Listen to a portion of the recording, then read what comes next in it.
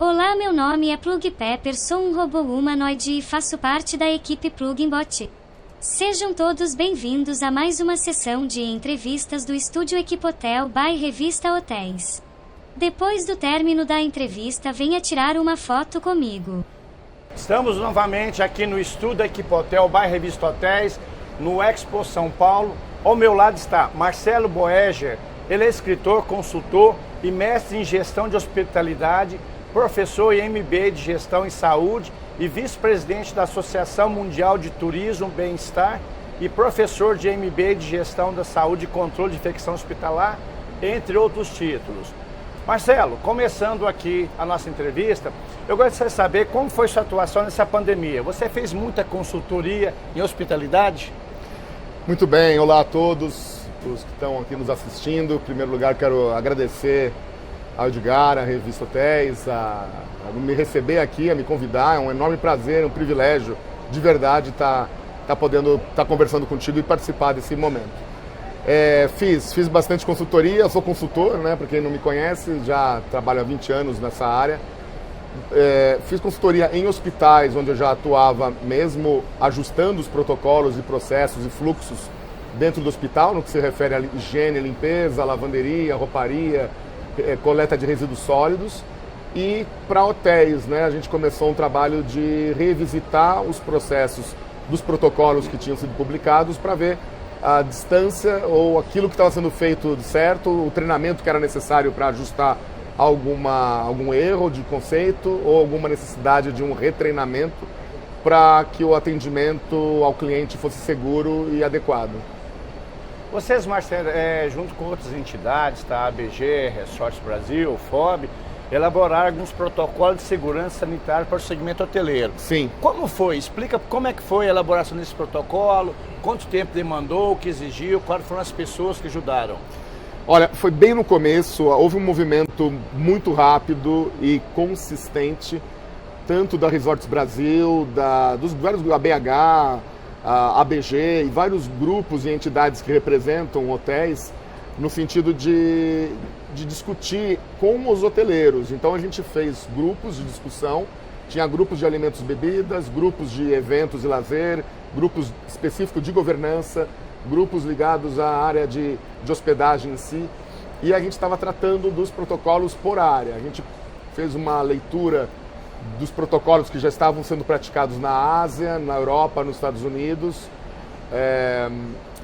no sentido de entender e nos apropriar das ideias que estavam vindo das redes, principalmente, entrando em contato com o que era a regra brasileira de Anvisa, né? Diante disso, a gente fez reuniões específicas, fóruns específicos. Isso durou algo como de 60 a 90 dias, entre março e maio, talvez em junho, né? Acho que você participou ativamente desse momento e a gente divulgou esses protocolos. E nesse período, que era um período ainda bastante desconhecedor do que era a doença, do que era o Covid exatamente, a gente já estava botando uma régua bastante alta, como no mundo inteiro, né? Companhias aéreas, locadoras de carros, todas as atividades de varejo, muitas paradas, inclusive, e hotéis fechados, discutindo a reabertura, né? A retomada, como se chamava. E muitos que continuaram funcionando, como manter a operação no enfrentamento à pandemia. Então, esse foi um trabalho bastante importante, porque a gente não queria gerar uma concorrência sanitária do tipo hotel A é melhor que o hotel B, porque isso poderia fragmentar o processo de escolha do cliente. Como era um momento crítico, inclusive para o hóspede, para eventos, para o consumidor de serviços, a gente queria mostrar que o segmento era seguro. Então, assim, a hotelaria é segura. Então, trocar em algum momento o discurso fica em casa, que muitos usaram de forma bastante contínua, né, durante todo o ano de 2020 praticamente, trocar para pode vir que é seguro. Então a pessoa fala, peraí, o que o hotel tem? Não é só botar um pote de álcool gel na entrada. Certo. Existe uma questão de distanciamento, existe uma questão do acrílico, separando espaços, existe o room service, o frigobar, a higiene, a coleta de materiais, a roupa usada no quarto, a reconfiguração de layout de alguns ambientes, o uso de áreas de lazer, eventos e áreas onde haviam possibilidade de uma né, de mais pessoas, mais do que um número de pessoas aceitável e que geraria um risco ao hóspede ou ao colaborador. Então isso foi feito a várias mãos. Eu acho que foi um trabalho muito prazeroso no sentido de estar em contato com quem estava lá na ponta. Então vamos pensar em buffet, vamos repensar em home service, ouvindo dos gerentes de hotelaria, dos gerentes de alimentos e bebidas, de hospedagem, gerentes gerais, a aplicação prática de algumas ideias, né? Algumas coisas a gente falava, isso aqui seria o ideal, mas não vai funcionar na prática. Outras coisas eram absolutamente possíveis. E outras coisas, mesmo que acabasse a pandemia hoje, tenho certeza que vão ficar, porque já são ações que a gente já considera relevantes para o mercado. E nesse aspecto, a sua expertise em hospital fez a diferença, né? Porque você já tinha esse know-how e aí fez a diferença para poder implantar esses protocolos, né?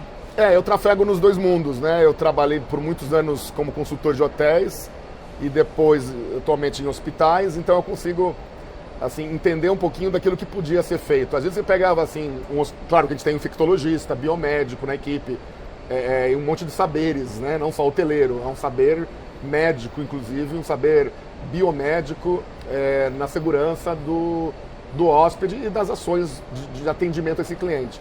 Mas, às vezes, você pega lá alguém que fala, tem que botar, vamos pegar um resort. Chega um hóspede que é diagnosticado com Covid, ou ele passa a ficar doente durante a hospedagem, ele não pode nem voltar para o aeroporto, porque nem no aeroporto ele entra, nem no avião. E ele tem que ficar hospedado por um período confinado naquele hotel. E aí como que a gente faz com o resíduo sólido que ele gera? Aí alguém falava da área hospitalar, não, vamos botar um saco branco de lixo infectante. Mas o que adianta botar um saco branco se o caminhão de resíduo infectante não passa no hotel? Então a gente tinha que ajustar aquilo que era possível, aquilo que era praticável, e tinha muito detalhe, né? Eram protocolos robustos, no começo principalmente, que aos poucos a gente foi olhar para a flexibilização deles, que é o que acontece hoje, né? A gente está aqui numa feira que tem regras muito robustas para que garanta a segurança de todos, né? Do uso de máscara, do acesso com comprovante de vacinação, a garantia de não ter aglomeração nos espaços, os auditórios, o espaçamento de 1,5 metro entre cadeiras. Então, seguindo os protocolos, é possível equilibrar a economia e as barreiras sanitárias. Marcelo, na pandemia surgiu muitos produtos, equipamentos, tecnologia no combate à Covid-19. E muitos produtos desses eram ineficazes, mas foram vendidos, talvez pela inobservância, talvez por o hoteleiro não saber exatamente o que iria comprar, mas tinha que comprar. Afinal de contas, o que é realmente eficaz para combater o vírus da Covid-19? O primeiro deles foi os desinfetantes, né? O desinfetante é um produto que é muito usado nos hospitais, né? Para combater vírus, bactérias e outras faunas que a gente tem no hospital. E que no hotel o pessoal não conhecia tão bem, né? Não só em lavagem de roupa, como em superfícies, na limpeza e na higiene de superfícies. E aí tem a Anvisa. A Anvisa tem um site muito bom que tem os produtos cadastrados, inclusive as marcas e patentes de marca para, por exemplo, o hipoclorito de sódio, a bigonida, o peróxido, o quaternário, vários produtos que são homologados ou tem um espectro, vamos assim chamar, de ação e que foi analisado e testado a eficiência em Covid, na cepa Covid, para as variantes P1, P2 e foram surgindo outras variantes e isso foi testado. Mas surgiram realmente muitos produtos milagrosos com o intuito de achar uma solução simples num problema complexo que não existe. Então, assim, ultravioleta tipo C funciona? Funciona, ele erradica, mas ele não pode ser usado de qualquer forma. Então, tinha umas lanterninhas, às vezes da China, comprado fora do Brasil, que mesmo que funcionasse, exigia um modus operandi dele, que não vinha acompanhado nem sempre da venda. E se vendiam coisas que não funcionavam, ou mesmo coisas consagradas na hotelaria, mas que não são associados como desinfetante ou como saneantes recomendados ou homologados pela Anvisa. Então, nesse sentido, acho que as governantas, os hoteleiros, nas compras, ficaram mais atentos àquilo que estava recomendado nos protocolos que a gente desenvolveu. A gente deixou muito claro para tomar muito cuidado com isso. E até hoje a gente encontra soluções desse tipo, né? Algo que parece, à vista de um leigo, né, de alguém que não é da área, algo que pode parecer eficiente, mas não há comprovação técnica, não há uma comprovação de eficiência, não foi testado em laboratório. Então, eu acho que cabe ao hoteleiro, como nós já fazemos na área hospitalar há muitos anos, que a gente chama de medicina baseada em evidência, né? que é uma tendência de se olhar para um doente ou para a doença de uma maneira com ciência, né? Com garantia científica. A gente pode instituir aqui a hotelaria baseada em evidência. Sim. Então, assim, eu quero hospedar com segurança, mas não é a segurança que eu acho, é a segurança que está recomendada nas boas práticas, né? Dos manuais, das literaturas, e que a gente tem bons materiais publicados no mundo inteiro, não só no Brasil. A gente usou, inclusive, vários materiais do CDC, que é o órgão americano, o equivalente à nossa Anvisa. Usamos material de jornais de medicina ingleses, que são muito bons, que faziam testes no início, quanto que o Covid, a gotícula, pode sobreviver no vidro, na madeira, no plástico. E depois a gente percebeu, aos poucos, o quanto algumas preocupações, graças a Deus, não vingaram. O Covid não era tão resistente a algumas superfícies e a transmissão não aconteceria tanto de forma de contato, e muito mais a contaminação por gotículas, que é na fala entre duas pessoas que estão próximas, se olhando sem máscara, né? Então esse era o risco maior, e foi aí que a gente acabou focando mais nesses protocolos, mais especificamente. Sim. Marcelo, nessa pandemia da Covid-19, teve muitos produtos consumidos em excesso na hotelaria, principalmente plásticos. Qual foi o impacto que esses produtos tiveram no meio ambiente? Porque a gente sabe que muitos hotéis às vezes descartou luvas, alguns produtos usados de forma inadvertida. Como é que você analisa isso? Não, é um desastre, mas assim, claro, diante de uma emergência humanitária, a gente vai proteger o ser humano, né? Então, era necessário uma série de ações imediatas naquele momento. Eu fiz algumas consultorias em hotéis ecológicos ou ligado a hotéis, por exemplo, na Amazônia, ou em locais pitorescos ligados em ambientes que são extremamente frágeis do ponto de vista de equilíbrio ambiental, que se todos os protocolos foram com material biodegradável, até a máscara era usada, máscaras biodegradáveis, ou tinha uma ação de produto que não afetava o meio ambiente. Mas, no geral, não só os hotéis, os hospitais também, nós elevamos a quantidade de resíduo sólido. Teve uma publicação asiática no começo da pandemia que tratava que teria mais água-vivas, mais máscaras do que água-vivas no mar, se continuasse naquele volume de descarte incorreto. Então, há uma ação pública também, né, de cidadania, né, de entendimento do que cada um nas nossas casas, os nossos colaboradores devem fazer, o que não devem fazer para estar seguro, porque se eu quero deixar o hóspede seguro, eu tenho que estar seguro, minha família tem que estar segura. E a gente tinha, então, que seguir esses protocolos. A luva, por exemplo, que a gente usa nos buffets, que o sujeito coloca, pega lá em frios, pega uma fruta, pega um pão e joga e descarta no lixo, que dura nem 2 minutos de uso, né? Sim.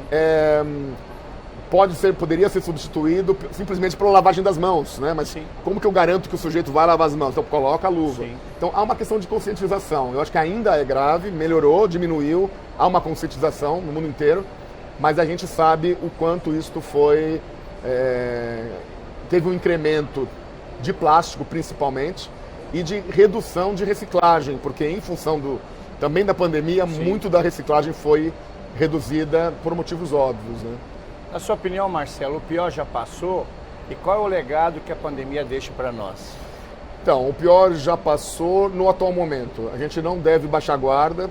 A gente está com uma situação, neste momento, olhando para os outros países, né, com alguns incrementos, né, o recrudescimento dos números em alguns estágios. A gente sabe que tem 2 grandes festas por vir aqui, que a gente tem aqui o Ano Novo e o Carnaval. A gente tem o Ano Novo Chinês, a gente tem um movimento de pessoas bastante expressivo nos próximos 4, 5 meses, e a gente deve estar atento. O importante é, assim, o legado os hotéis têm que ter o repertório.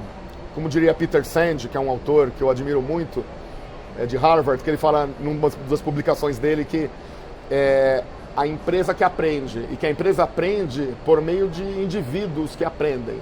Então a gente tem que ter esse legado de aprendizagem de repertório. Caso exista uma nova doença ou a pandemia, essa mesma, volte a crescer, eu tenho que saber levantar essas barreiras, eu tenho que saber o que eu mantenho, o que eu não mantenho, porque eu tenho os protocolos nas mãos. Então, posso identificar que eu não preciso limpar o piso a cada 30 minutos, mas não por isso eu vou deixar de usar um produto que pode ser um desinfetante importante na erradicação de um patógeno que pode estar naquela superfície. Então, a equipe tem que estar constantemente avaliada, monitorada. Tem coisas que são, talvez agora possa parecer desnecessário, mas deve ficar no nosso radar, porque ele pode vir a ser necessário mais para frente. E eu acho que tem outros legados positivos, né? Além assim, enorme número de óbitos que tivemos e de todo o desastre humanitário, a gente pode verificar, por exemplo, alguns protocolos. A gente colocou o QR Code como mandatório para que se tirasse cardápios. O QR Code hoje, eu nem lembro, eu vou num restaurante, eu nem lembro mais que existe cardápio em papel, né? Eu prefiro muito mais. Ele tem idioma, eu posso pedir, né? Se o cara não fala português, não fala inglês, não fala alemão, não fala japonês, ele pode, com muita mais facilidade, ler um cardápio sem toque, essa tendência no touch ou low touch, eu acho que veio para ficar. O IoT, com inteligência artificial ou automação da maçaneta, poder falar com o ar-condicionado, que pode falar com o televisor, que fala com o teu celular, e você consegue fazer um check-in sem ter que passar obrigatoriamente num balcão de recepção, fazer um check-out onde eu já tenho tudo programado, abro a minha porta com o meu celular, regulo o ar-condicionado. E essas realidades já existiam antes do Covid, mas parecia algo como assim, desnecessário ou luxo, né? E hoje em dia a gente vê que ele talvez até premissa de um consumo para o varejo de serviços. Eu posso alugar um carro sem ter que falar com ninguém, né? Não que eu não queira falar com ninguém. Sim. Eu posso pegar um avião sem ter que ficar numa fila de check-in, porque é desnecessário. Então eu vou valorizar o tempo desse meu cliente, e aonde tiver o ser humano, né? Nada contra os nossos queridos robôs, muito pelo contrário, eles podem nos ajudar muito no que se refere a atividades rotineiras. Mas o que for atividade de discernimento, onde tem o ser humano na ponta, ali eu tenho que dar show, tenho que dar espetáculo. E acho que é este novo equilíbrio que a gente está passando nesse momento. Maravilha. Falou diretamente do Estúdio Equipotel, by Revista Hotéis, aqui no Expo São Paulo, Marcelo Boeger, escritor, consultor, mestre em gestão de hospitalidade, além de outras atributações e cargos. Marcelo, muitíssimo obrigado pela verdadeira aula que você nos deu sobre segurança sanitária. Obrigado a vocês pela oportunidade, desejo a todos um excelente evento que estiverem por aqui e quem estiver nos assistindo, até breve. Obrigado.